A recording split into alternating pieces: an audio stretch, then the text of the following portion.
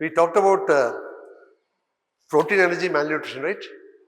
So, when you see a case of protein energy malnutrition, what can the government do? The government can't say that we'll give you so many calories, so many proteins, etc. So, they started national nutrition programs. So, we just go through some of those. So, basically, there was a famine was there, starvation was there, and after independence, if you see the old photographs, black and white photographs, you'll find people very thin, very weak, looking very weak, because there's no food to eat, there's no production of grain, there's no money, all these things.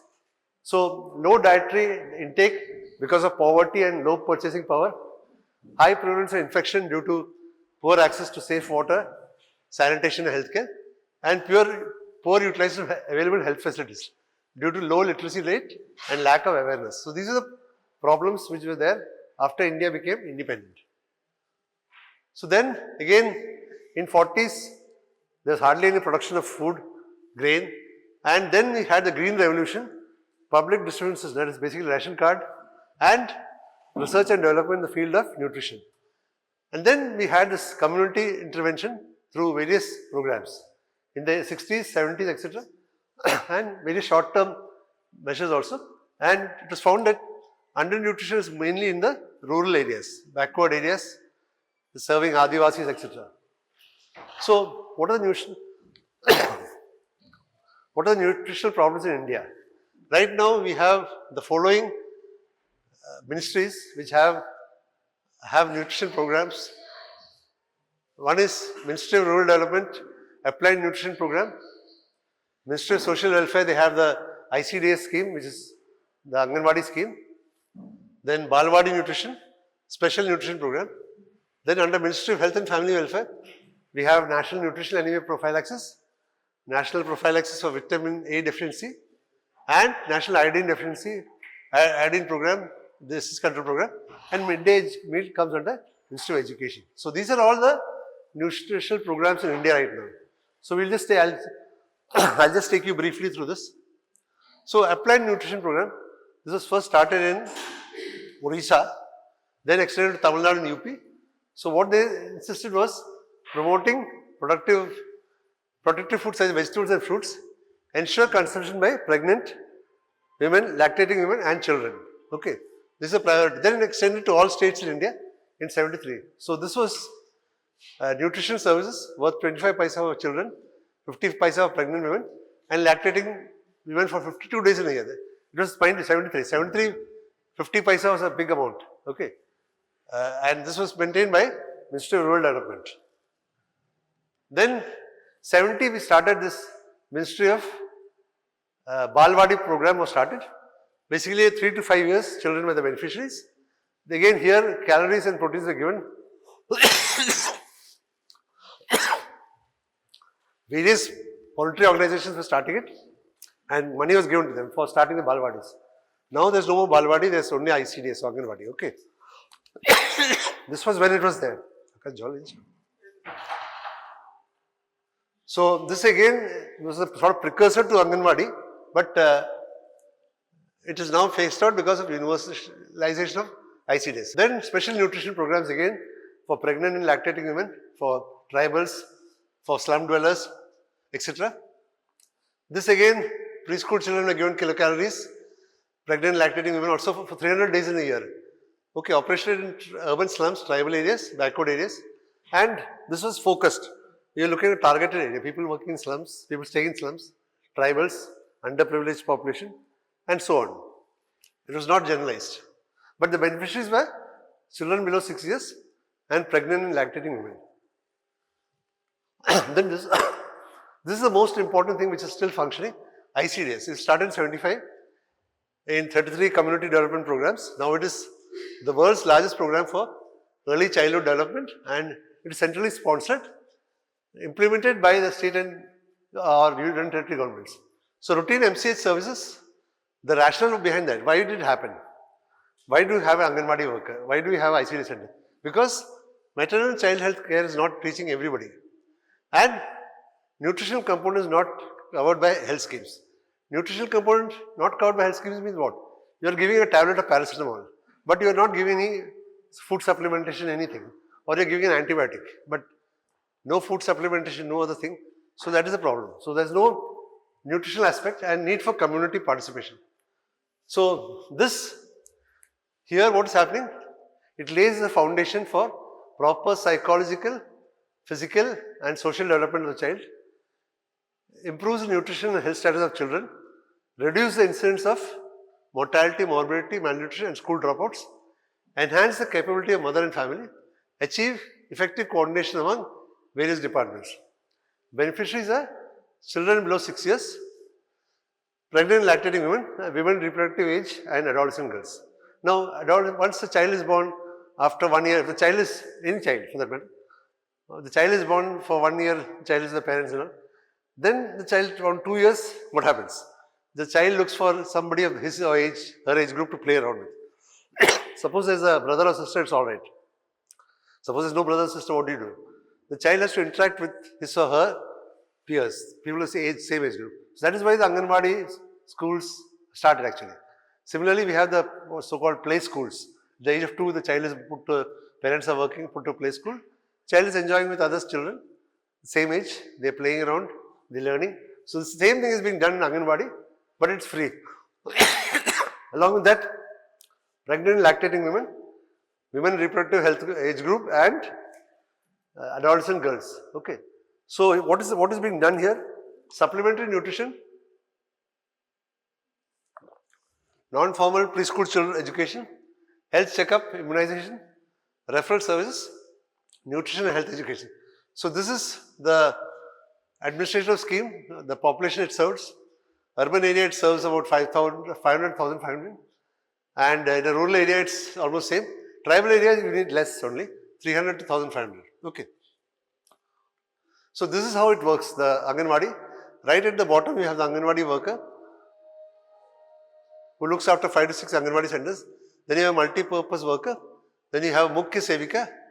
Then you have the medical officer. Then you have CDPO, Child Development Project Officer. Then district level, Department of Social Welfare, and then state level. Then the Ministry of Health at the central level.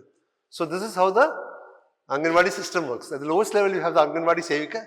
Then you have the Mukhya Sevika. Then you have the CDPO and things like that. Okay. So here what is happening? Supplementary feeding and growth monitoring. Growth monitoring is important. A child is not growing properly. Sometimes the mother may not be doing it. Sometimes nobody else will be doing it. But in the Anganwadi centers they have this growth chart. So you can actually see that the child is growing as per the expected norm. Suppose the child is not growing for some reason.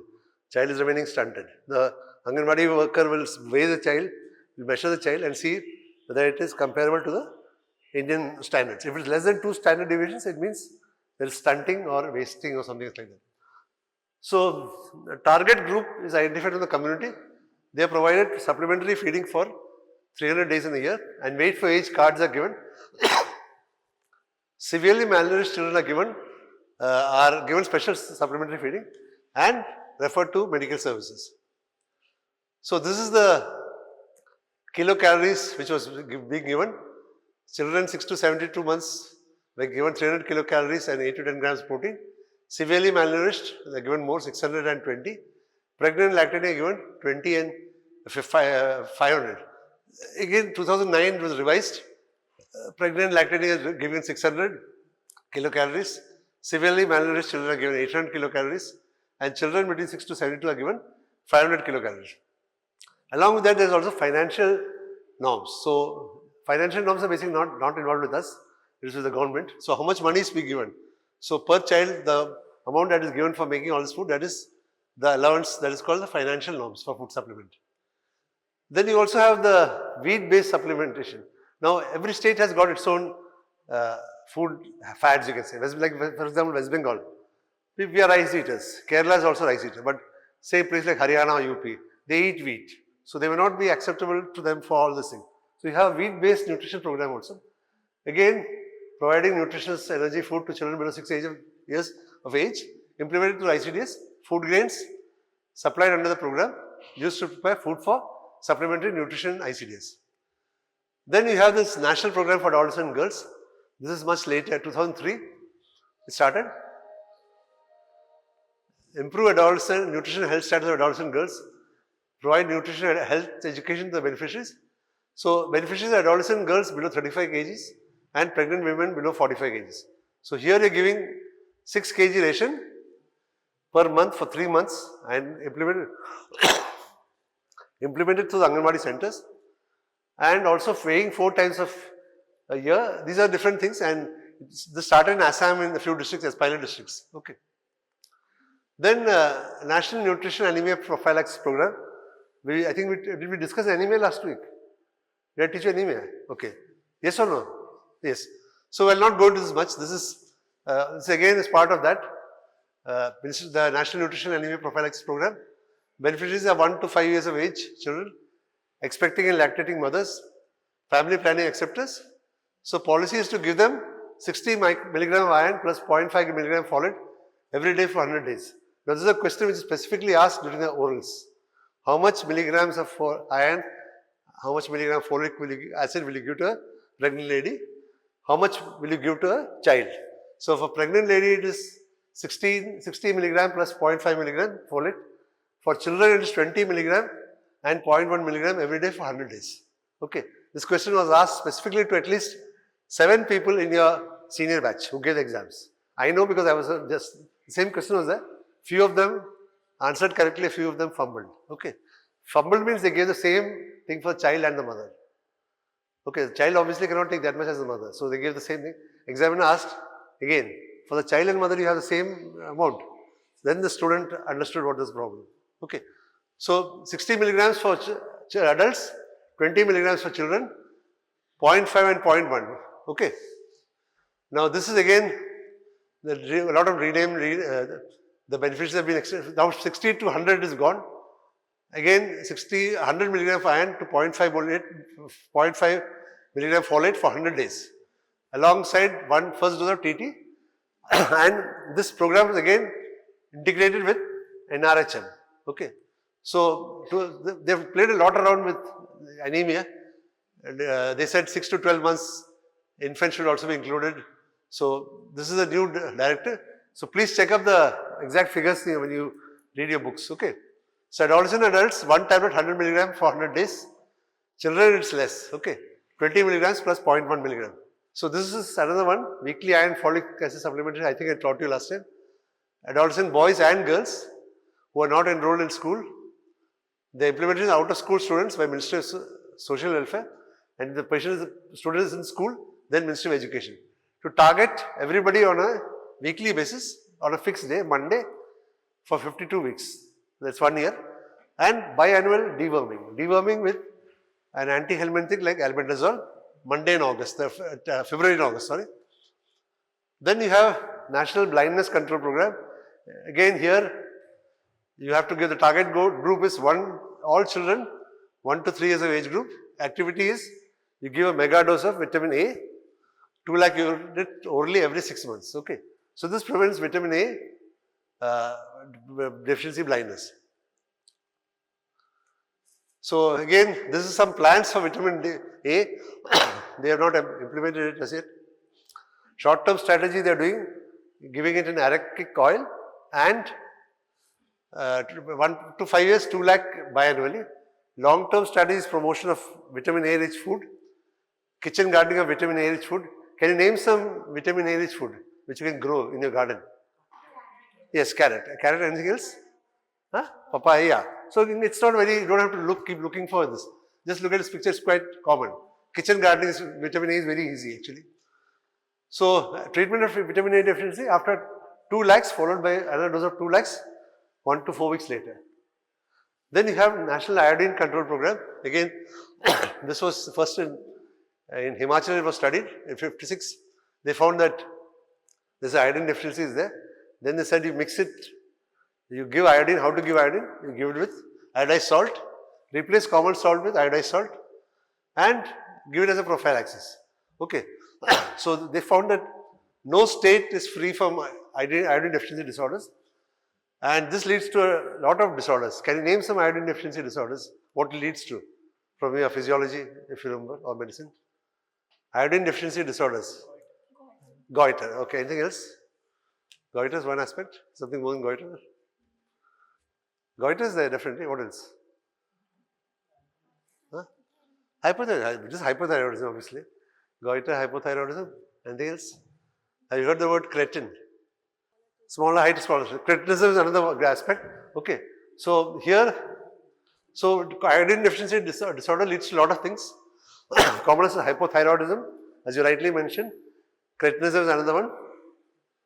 Okay. So this is what they did. They iodized the entire country by 1992. So if you want salt, whatever salt you'll get will be iodized salt only. So the aim was to universal iodization of salt, 30 parts per million at manufacture level, 15 parts per million at consumption level. Then came the midday school program. Now midday school program is an interesting initiative. First started in Tamil Nadu. They said that people are not going to schools, so to get children to go to schools, start the midday meal program. That's how it started during the time of MGR. It started quite early. Then 61, you give at least one meal per day. That improves the school attendance, improves nutrition status, and also reduces school dropouts. So obviously, if two children go from a house to a school, they get 2 meals for lunch. That much or less amount the household has to spend, right? Otherwise, the mother has to cook for 2 people. These 2 people are getting the food from the school itself. So, but it is supplement and not a substitute to home diet. It should give 1/3 of energy and half protein. It should be reasonably low. The cost of the meal should be low. It's not that you're going to give biryani or something like that. It should be low. And no complicated cooking procedures. Locally available food should be used. Now, the locally available food, different parts of India have different food. Like somebody in South, he would like to have upma or something. Somebody in West would like to have poha. Somebody in East would like to have something else. Somebody in Delhi would like to have chana butter, something like that. So then the menu should also be frequently changed. So as a result of this, the food is the midday program. The education is also improved over there. Okay. Then you have another thing which is Akshay Patra. We will not talk much about that. These are other programs. Now, have we talked about this Anime Book Bharat last class? Yes or no? Yes. So we will not go into that part. So this is another one, Kishori Shakti Yojana. Again, nutrition program for adolescent girls. Watch over menarche, immunization, health checkup, trainings for minor ailments, deworming, etc., etc. Now, this is just a few pictures of ICDS. What they are doing in ICDS, the children are very happy. This is midday meal program. Again, kids are very happy going to school and getting food. And midday meal scheme. Okay. So that's all regarding this part. Akash. So we'll move to the next one. This is a question which comes in again in the exam: food fortification, food adulteration, food additives. Okay. So what is food fortification? What does the word fortify mean? In simple language, what does fortify mean? Engagement in special enrichment. Basically, fortification means you're increasing the strength. You want to fortify this building. You want to make a bigger boundary wall or something. That is fortification. So similarly, fortification of food is nutrients added to food in small quantities to maintain a quality improvement in the diet of a community or population. Okay. So again, it's not a new thing. We have examples of fortification all over the place. Before World War II, iodized salt was used in USA. Niacin was used in USA. Vitamin D with margarine. Margarine is in Denmark. Vitamin A and D, we had in India itself, we had vanaspati.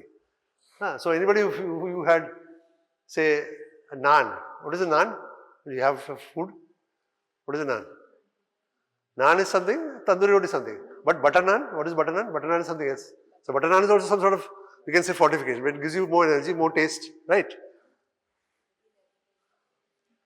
So folic acid was added for preventing neural tube defects, and recently, past 3 decades, they have said that you can give foods for improving this vitamin A, iron, folic acid and iodine deficiencies. So, however, you have to be specific on what you are going to do it. So, here are the basic things which are being done. Fortification of ICDS food, fortification of food for the midday meal program, fortification ready to eat foods, and also fortification of wheat flour, that is atta, provided through public addresses, public distribution systems. So what is the what is it done with? So edible common salt, you are adding iron and iodine. Whole flour, wheat and maida, you are adding iron, folic acid, calcium. Rice, iron, folic acid, calcium, zinc. Vegetables oils, A and D. Milk and dairy products, A, D, iron, folic acid. Anganwadi supplementary foods, iron, folic acid, calcium, zinc. And sugar, you are adding vitamin A. So these are the ways you are adding supplementary food with micro fortifying things. Okay. So for fortification, the deficiency should be widespread. Second thing, it should be consumed by the target group. Okay. Thirdly, the high consumption of this fortified food should not lead to any toxicity. Okay. And last but not the least, it should not change the taste, color, texture, flavor or shelf life of the food item. And it should be centrally controlled and monitored, and cost of fortification should be affordable. Okay. So here you should know the national recommended dietary allowances. What is the prevalence of deficiency in the area? Then per capita consumption of food to be identified. How much per person will take, per family, how much money will be required. Current dietary habits of the population, stability of the nutrient in this food being fortified, and chemical sources. Now I'll just give you an example. Nothing to do with this exactly, but current dietary habits of the population. What do you mean by current dietary habits of the population? What do you mean by current dietary habits of the population? What do you mean by current dietary habits of the population? Say in a school, in a school, what food would you like to introduce? The midday school program? What? Khichdi, okay. Suppose somebody wants to put in egg fried rice, will it work? Why not? Yeah, vegetarians. If there are vegetarians, there will be a problem. That's why it should be culturally current dietary habit. But same time, if you do it in maybe in Meghalaya or some other place where everyone takes non-veg, it's not an issue. But where there is a mixed population, there are issues. Get my point? So advantage is providing certain nutrients which improves the utilization of certain vitamins and minerals, like vitamin C enhances absorption of iron.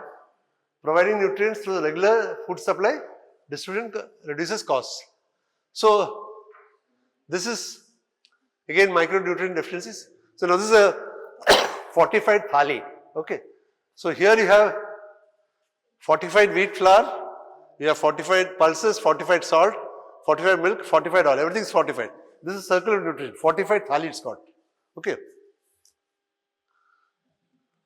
So these are examples of fortified food.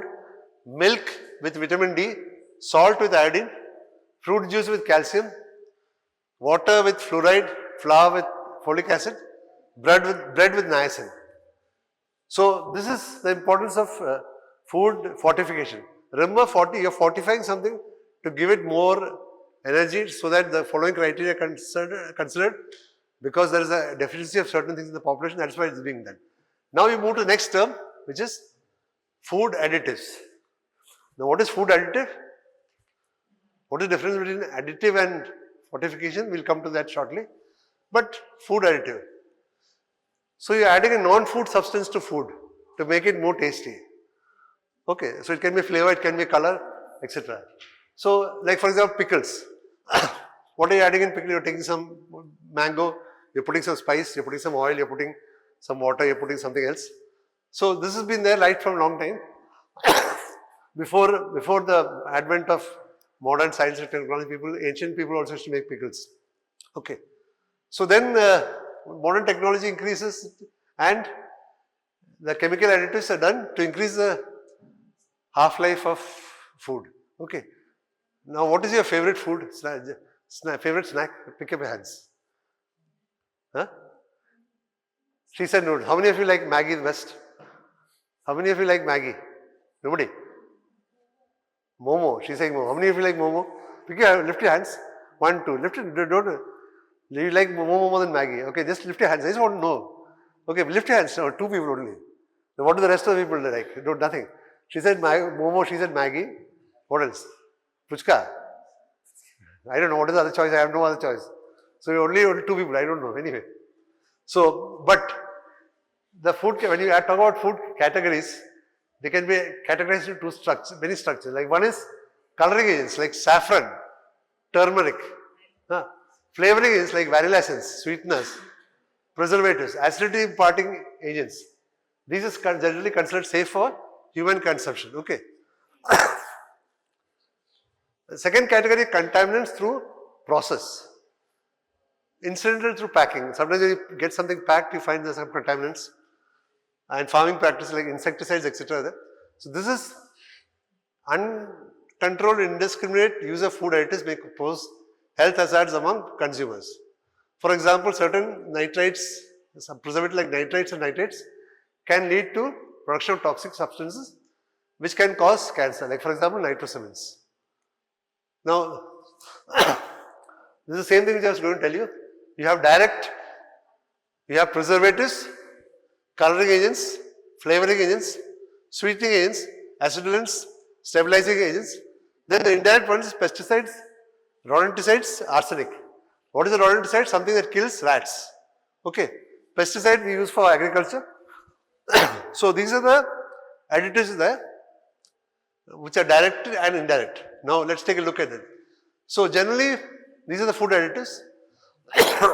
we have antioxidants, emulsifiers, stabilizers, preservatives.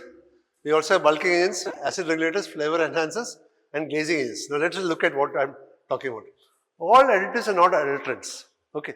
Just because something is added, it does not mean it's an adulterant. The guy who's giving you momo, he's giving you some sauce. You don't know what the sauce is. Whether he's making it or he's buying it or what, we don't know. He's giving you some soup, right? So you don't know what is in the soup. But it doesn't mean that it's an adulterant. Provided it doesn't exceed the significant limit. Okay, all additives are not adulterants unless reported issues of food safety occurs. Okay, suppose 500 people of this college take momos and 20 people get affected with food poisoning. I wouldn't say it's a big thing, but if 50 people get affected, I will say yes, 10% people have got affected. Okay. So synthetic colors used in different food items. This can cause itching, urticaria, running nose and asthma. Saccharin can cause, in artificial sweeteners, can cause cancer. Nitrates and nitrates used as preservatives in packaged meat can cause stomach and gastric cancer. Then monosodium glutamate. What is monosodium glutamate? Huh? What is Ajinomoto? What is it used for? Where is it used? Have you heard? Where is it used? Have you seen it? Have you heard? Huh? Yeah, not everywhere it's not chow mein, but yes, it is used in Chinese food. It's actually, many places banned in USA, no? But it's a flavor. If that, without that flavor of Chinese food will not be there. Okay. But the problem is that it causes some toxicity to some people. So it causes burning, headache, burning sensation, nausea and occasional tightness, also called Chinese restaurant syndrome. Okay. Asthmatic attack and long-term results in damage to brain. Then sodium metabisulfite, sodium dioxide, used in dry fruits, wines and beers. Okay. Then preservatives. They prevent spoilage of food due to fungi, bacteria and all. So suppose you get a packet from somewhere and they say that it will last for 2-3 days. Say you buy a cake, they'll tell you it lasts for 2-3 days. So they put something which preserves. You don't need a fridge, but it will stay. So these include low-fat spreads, cheese, margarine, mayonnaise, bakery products, dried fruit products. And the common things which are used are sodium benzoate, sodium nitrite, benzoic acid, butylated hydroxyanisole, butylated hydroxytoluene, BHT. So here the side effects are, it aggravates asthma and supposed to be a neurotoxin and carcinogen versus hyperactivity. Now, these are some of the things which are, preservatives are there in these, okay, Coke, Sprite, all this is there. Also in this dish. Side effect can be asthma, may also cause fetal abnormalities versus hyperactivity. Sodium nitrite and nitrate used in sausages, hot dogs, salmon and smoked fish, canned meat. Here nitrite is a carcinogen. Now this is found in this canned food. Okay, you have pork brain and whatnot over here. Okay, so there's such carcinogen, it can increase risk of miscarriage, fetal deaths and birth defects. Then again side effect, this benzoic acid is found in drinks, low sugar products, cereals, meat products. This again can cause, may deplete glycine levels, avoid asthma, allergies, and may temporarily inhibit digestive enzyme function. So this is also there in many products. Then BHA or BHT, it is there in potato chips, carcinogenic to humans. We all have potato chips, we like it. Sometimes we call French fries, okay. But it's toxic to CNS and liver, and that's what you say. BHA also interacts with nitrates to form chemicals that causes changes in the DNA of cells. Coloring agents. The coloring agents, obviously, it makes it look colorful.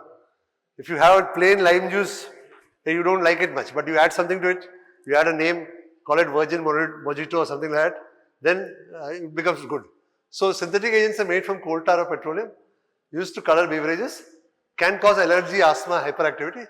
Like for example, erythrocin, allura red, brilliant blue, tartrazine, etc. So these are the things which are there. Coloring agents. Again, cherries in fruit cocktail and baked foods, dairy products, snack foods. All these coloring agents are used. Side effect is cancer. Tartrazine, again, one more coloring agent used in squash, ice cream, carbonated drinks, fish sticks, hyperactivity, asthma, skin rashes, migraine. Allura again is used for your tomato soup or chicken soup. They can reduce, worsen asthma, rhinitis, urticaria. In other words, I mean, this is not to panic you, make you panic, but a lot of things are there which can cause anything in the long run. Okay. Then brilliant blue, whatever you're having, some sweets or cookies which look like very attractive. Here also it can has hyperactivity, skin rashes, listed as carcinogenic again, causes DNA damage and tumors in animals.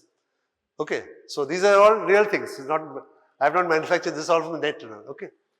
Then flavoring agents, monosodium glutamate is also a flavoring agent, which your friend said is used for chow mein.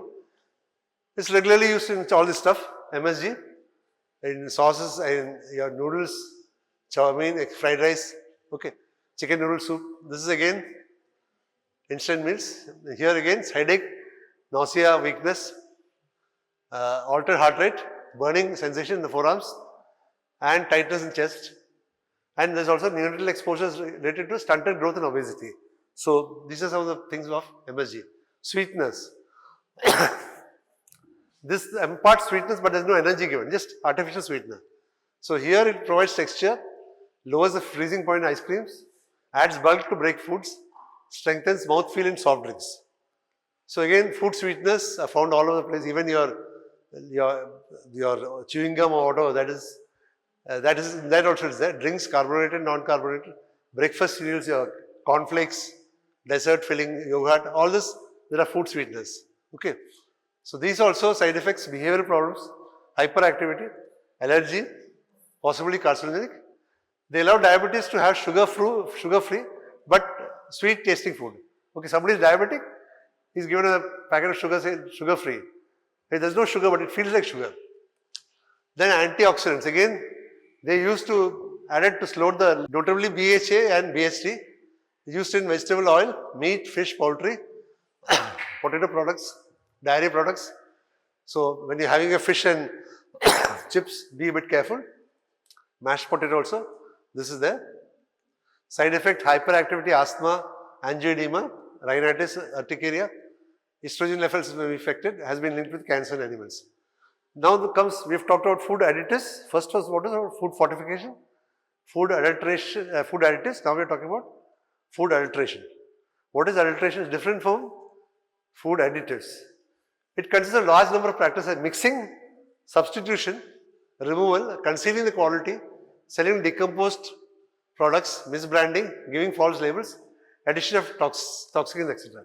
Now, just an example. Somebody said momo. Who said momo? Somebody likes momo? You said you like momo, right? What happens if the momos are not finished today? What happens to the momos? What does the seller do?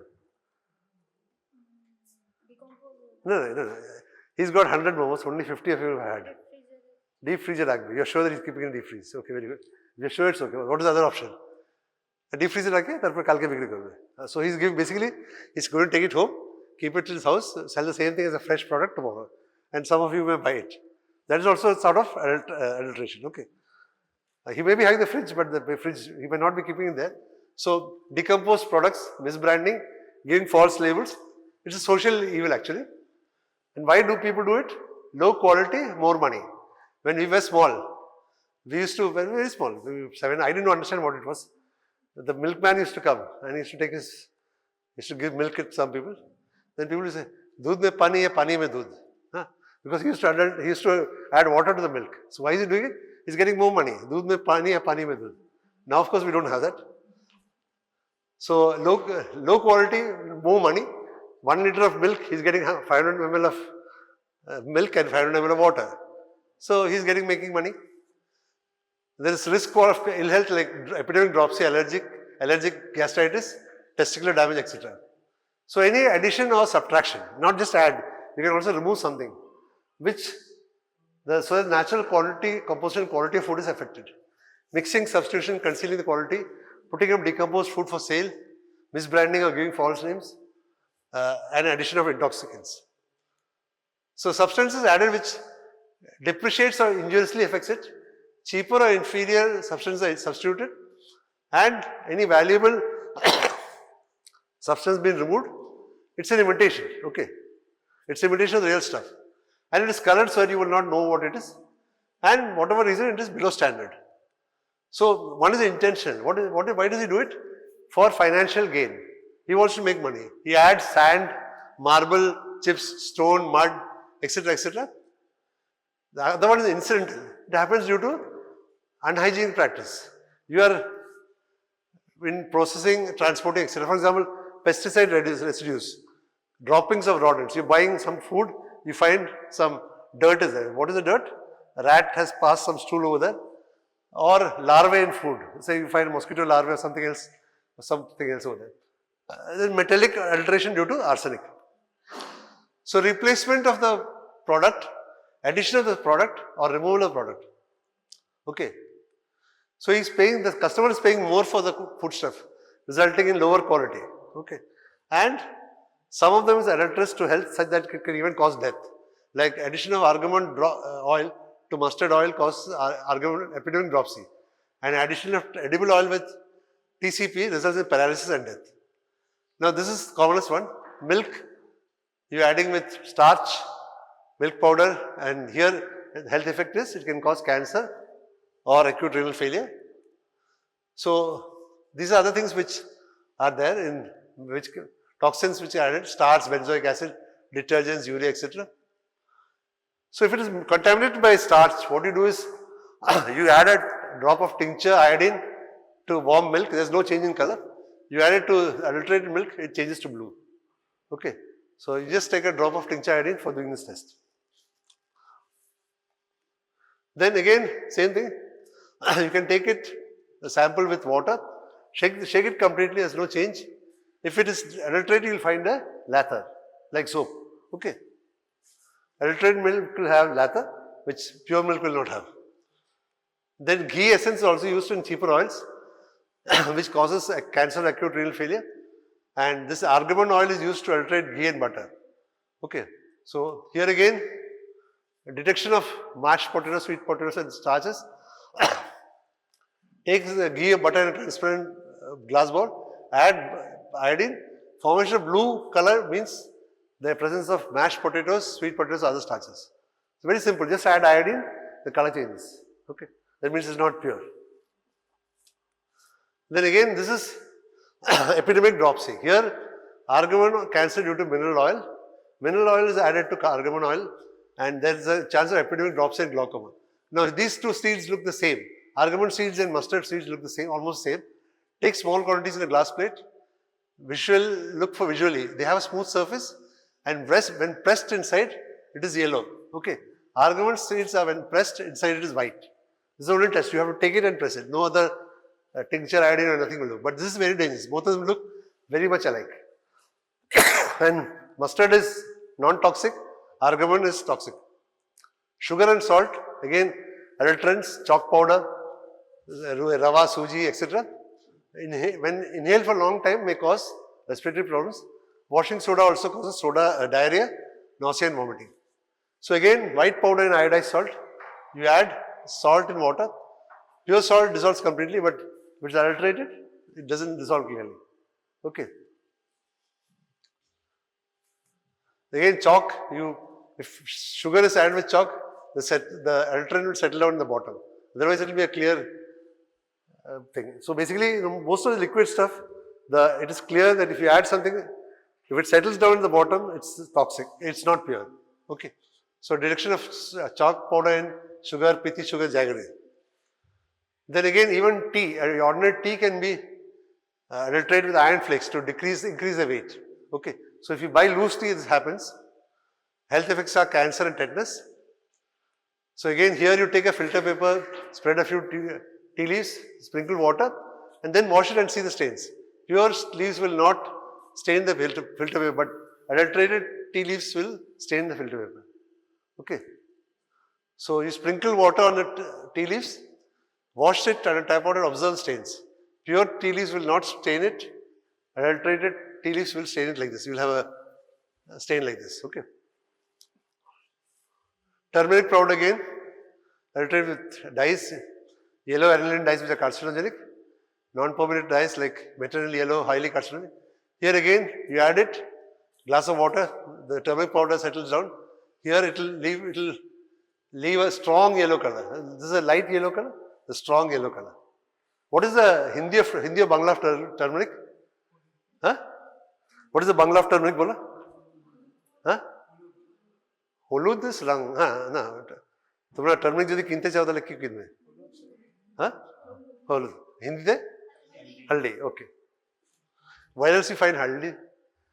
Where else is haldi? Where else is haldi? Haldi is there, as what you said is correct. Some, huh? No, not haldi. I'm not talking about haldi. I'm talking about haldi. Something related to some event. Dash ceremony. What ceremony? Marriage ceremony. Yeah, marriage ceremony. Haldi ceremony. Okay. This is just a aside. So again, non-permitted colors. Even in laddus, your sweets, you have all this stuff. This is also dangerous. Your so-called silver colored coating, that also is dangerous. Okay. Then fish and meat. Again, fish and meat also has got its problems. And mercury in contaminated fish can cause brain damage, paralysis and death. That's why they ask for fresh fish. Okay.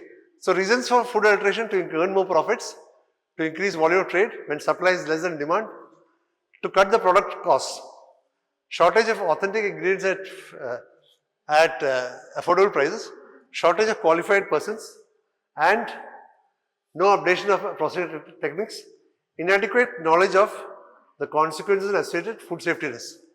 So you have an act, PFA Act, enacted in 54, amended in 64, 76 and 86.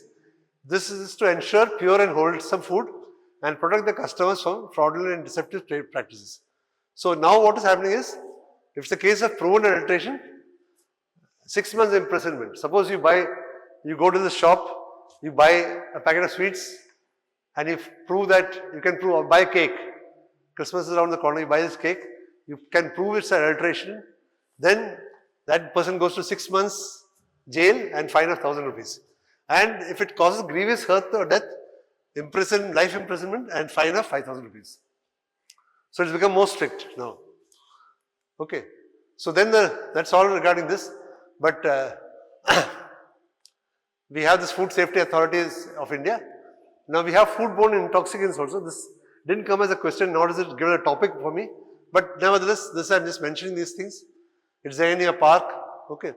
Toxins, foodborne toxins, lathrism, endemic ascites, botulism, staph poison, aflatoxin, ergot, and fusarium toxins.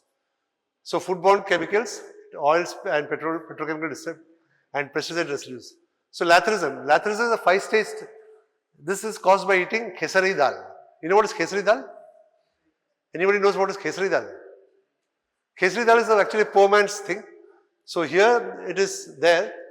This is progressive spastic paraparesis. There is with degenerative changes in spinal cord, and even horses have this. Okay. So stages are 4. There's only unsteadiness, then comes no stick stage, then he walks with a stick, and then finally he crawls. So this is how the thing looks like. Laterism. Okay. It is caused by Khesari dal.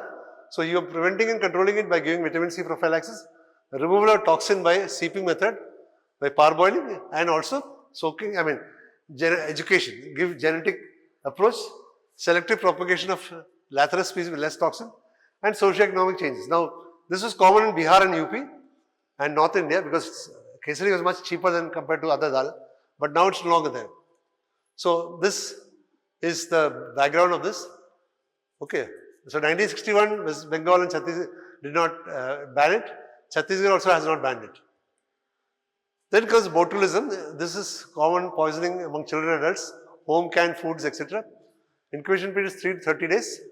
Children and adults 12 to 72 hours.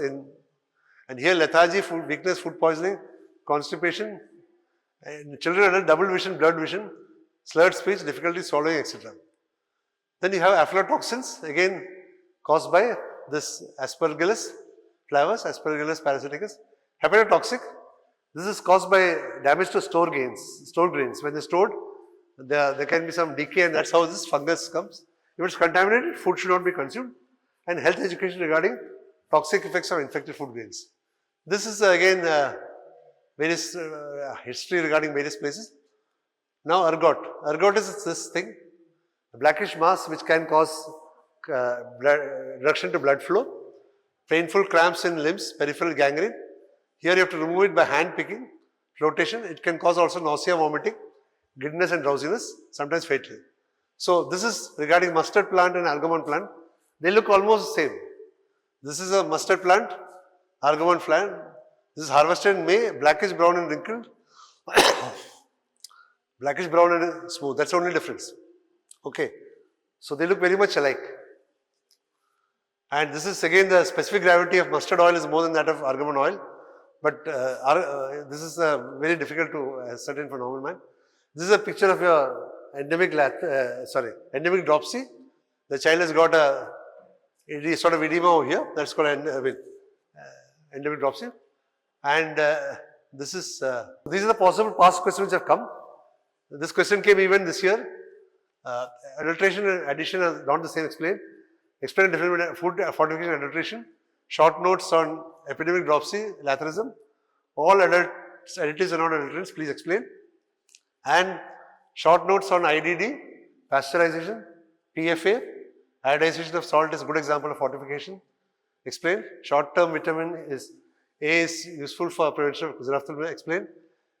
Vitamin A deficiency leads to ocular and extraocular manifestations. Explain. So these are the questions which have come in the past in the your university exams. So that's all for today. Okay. I think I missed telling you this. Yeah, epidemic dropsy, this looks like this.